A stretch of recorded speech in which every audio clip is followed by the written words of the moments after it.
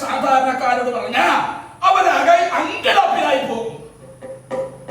സിംഹാസനം ചെങ്കോലും ഒന്നും രൂപകൽപ്പന ചെയ്യാൻ അവർക്കതിനുള്ള പ്രാപ്തിയൊന്നുമില്ല. പക്ഷേ ഭടന്മാരങ്ങനെയില്ല. കൊട്ടാരത്തിൽ ജോലി ചെയ്ത് കുടിയിൽ കിടന്നുറങ്ങുന്നവരാ ഭടന്മാർ. ഉത്തരവ്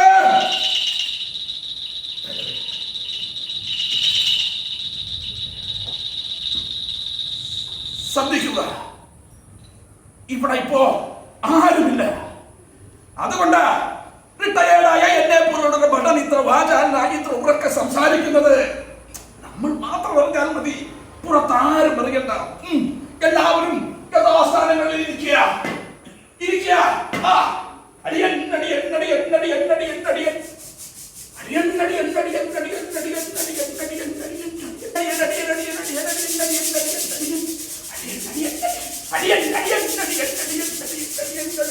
അടിയൻ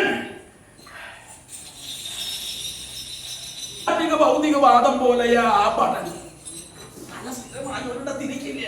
ഇന്ന് കിഴക്കാണെങ്കിൽ നാളെ പടിഞ്ഞാറ, നാളെ പടിഞ്ഞാറാണെങ്കിൽ മറ്റന്നാൾ വടക്ക. അങ്ങനെ രാഷ്ട്രീയ സമ്മർദ്ദം കൂടി കൂടി വരികയല്ലേ. സാംസ്കാരിക സദസ് ഗംഭീര അതൊന്ന് കേട്ടറിഞ്ഞതാ. പഠനെല്ലാം കേൾക്കാലോ. പൊതു ചർച്ചയുടെ രാഷ്ട്രീയ സാംസ്കാരിക പരിസരത്തുണ്ടാകുമല്ലോ പഠൻ.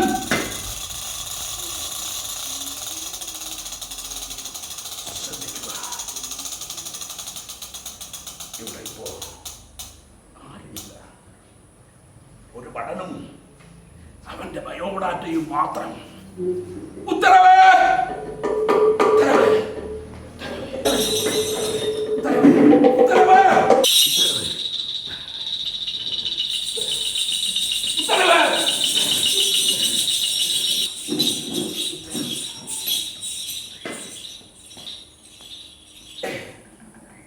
പ്രതിസന്ധിയിലായി പോയ ഭടൻ അടിയൻ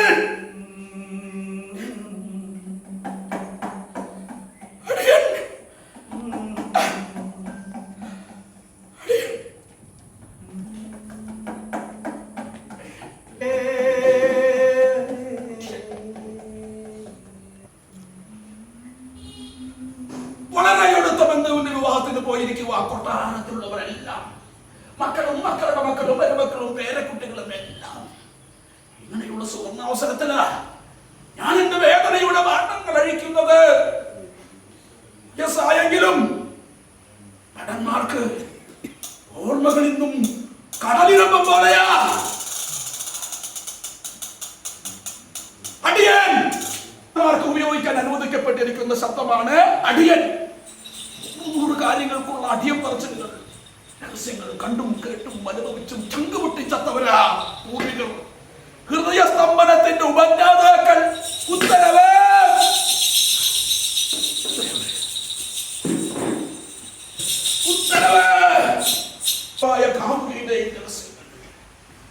രാജാവായ അച്ഛന്റെയും രാജാവായ അമ്മയുടെയും തേങ്ങടികൾ കണ്ടും കേട്ടും നിശ്ചലരായവർ ഭടന്മാർ. അടിയൻ അടിയൻ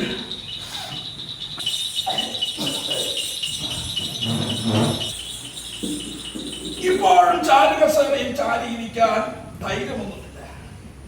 ചാരിയിരിക്കാനുള്ള ഭയമുണ്ടായിട്ടില്ല. ചാരിയിരിക്കാൻ തോന്നാറില്ല. എപ്പോഴും ചാടി എഴുന്നേൽക്കേണ്ടവരല്ലേ ഭടന്മാർ.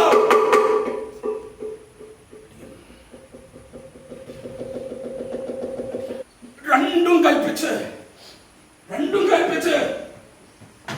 ചാരിയിരിക്കും.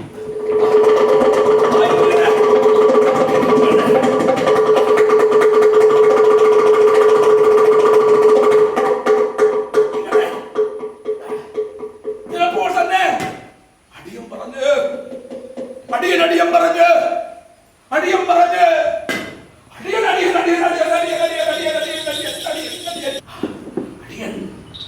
അടിയൻ അടിയൻ അടിയൻ അടിയം പറച്ചിൽ എനിക്കറിയാം. വരുമ്പോഴുള്ള അടിയം പറച്ചിലുകൾ, രാജകുമാരന് ദേഷ്യം വരുമ്പോൾ അടിയം പറച്ചിലുകൾ, കണ്ടിട്ടും കാണാത്തതുപോലെയുള്ള അടിയം പറച്ചിലുകൾ, കേട്ടിട്ടും കേൾക്കാത്തതുപോലെയുള്ള അടിയം പറച്ചിലുകൾ, അനുഭവിച്ചിട്ടും പറച്ചിലുകൾ എനിക്ക് കാണാപ്പാറ. യുദ്ധങ്ങൾക്ക് വേണ്ടിയും വ്യഭിചാരങ്ങൾക്ക് വേണ്ടിയുമുള്ള അടിയം പറച്ചിലുകൾ ഞങ്ങൾ ഭടന്മാർ ഓർമ്മിക്കാറില്ല. ഓർമ്മിച്ച ഞങ്ങൾക്ക് ഛർദ്ദില് വരും. ഒരു കടൽച്ചരക്ക് പോലെ.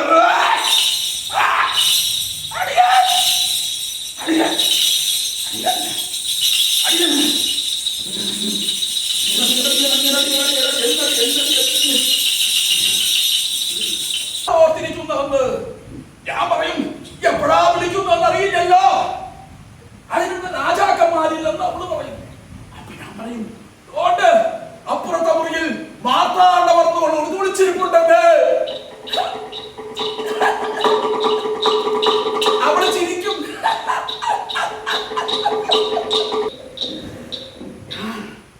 ഞാൻ എഴുന്നേറ്റ് നിന്ന് അടിയൻ അടിയൻ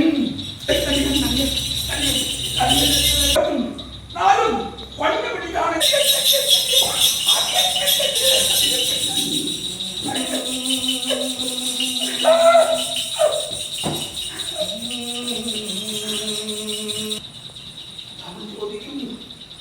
എന്തിനാ കരയുന്നതെന്ന് ഞാൻ പറയും. പുറത്തെ മുറിയിൽ മാർത്താണ്ഡവർമ്മ വിളിച്ചത് കരയാണെന്ന്.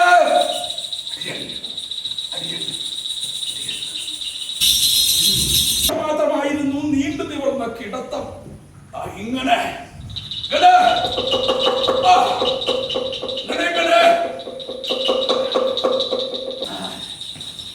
ആണിന്റെ കലപ്പനും ശ്വാസോച്ഛ്വാസം നിലയ്ക്കുന്ന ശബ്ദവും ധീരരോധനങ്ങളും കേൾക്കാം. വാരിക്കുന്നതിനകത്തുനിന്ന് കേൾക്കുന്നത് പോലെ എല്ലാ കൊട്ടാരക്കുന്നതിൽ നിന്നും വീഴ്ചയെ പോലും കൊന്നിട്ടില്ല. സത്യം പറഞ്ഞ പിരിച്ചു നിൽക്കുക. അടിയൻ ജാതിയും മതവും ഒന്നും പ്രശ്നമല്ല. കണ്ടിട്ടും കാണാത്ത പോലെ നിൽക്കണം, കേട്ടിട്ടും കേൾക്കാത്ത പോലെ നിൽക്കണം. ചത്തവന്റെ മുഖത്ത് പൗഡറിട്ട പോലെ ഇങ്ങനെ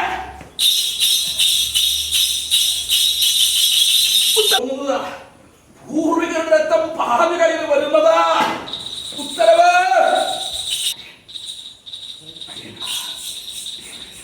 ഒരിക്കലും രാജാവ് ഒരു അടിമയെ വിളിച്ചു പറഞ്ഞു, നിനക്ക് പ്രായം രോഗക്കായില്ലേ, സുരക്ഷിക്കുന്ന കാലം നീ അടിമയായി ജീവിക്കേണ്ടത്.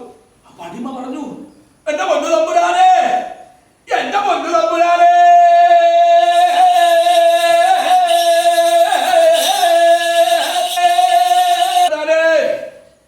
എനിക്കിതിപ്പോ ശീലം സന്തോഷമൊക്കെ ആയേ, ശേഷിക്കുന്ന ജീവിതം ഒരു അടിമയായി തന്നെ ജീവിക്കണമെന്ന അടിയന്റെ ആഗ്രഹം.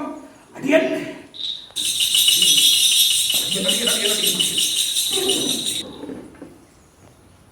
ചില സമയങ്ങളിൽ ഓടിക്കളിക്കുകയും ചാടിക്കളിക്കുകയും ഒക്കെ ചെയ്യും. അവർ ചുമരുകൾ പ്രക്ഷേപണം ചെയ്യുന്ന സമയമാകും. അപ്പോഴും ഭടന്മാർ കണ്ണുകൾ കൂർപ്പിച്ച് കാതുകൾ കൂർത്ത് പറഞ്ഞിരിക്കാം. എന്നാലും തിന്നുന്ന ചോറിനോർത്ത് ഭടന്മാരങ്ങനെ ഇരിക്കാറില്ല, ഇരിക്കാൻ തോന്നാറില്ല. തിന്നുന്ന ചോറിനോർത്ത്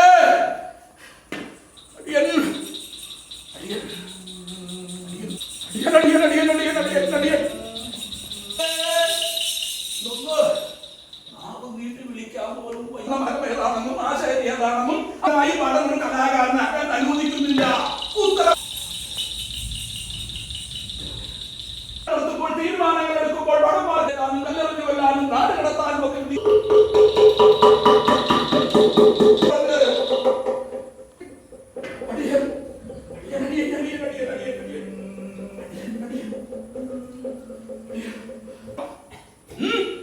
സ്വയം പര്യാപ്തമാവണം.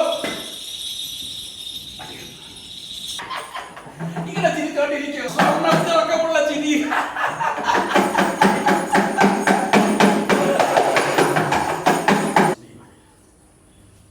ജീവന്റെ പിടച്ചിന് തൊട്ടടുത്ത് നിൽക്കാൻ ഭടന്മാർ നിയോഗിക്കപ്പെടാം. മിക്കവാറും വലിയ പടം കുടുംബങ്ങളിലെ വലിയ പടന്മാരായിരിക്കും അതിന് തിരഞ്ഞെടുക്കുക.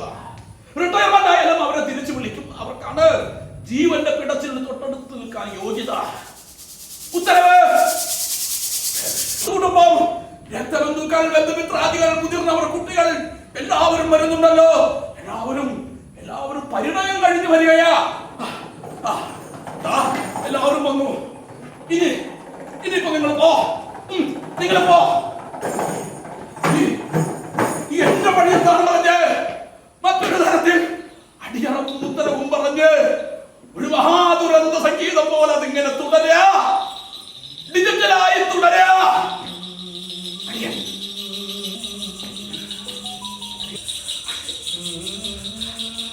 പ്രഷറിന്റെ ഗുളിക കഴിച്ചു, ഉത്തരവ്. ഷുഗറിന്റെ ഗുളിക കഴിച്ചു, ഉത്തരവ്. കൊളസ്ട്രോളിന്റെ ഗുളിക കഴിച്ചു, ഉത്തരവ്. ഞാൻ കിടന്നു, ഉത്തരവ്. ഞാൻ ഉറങ്ങി, ഉത്തരവ്. ഞാൻ മരിച്ചോളാം, ഉത്തരവ്. ഞാൻ മരിച്ചു, ഉത്തരവ്. ഉത്തരവ്.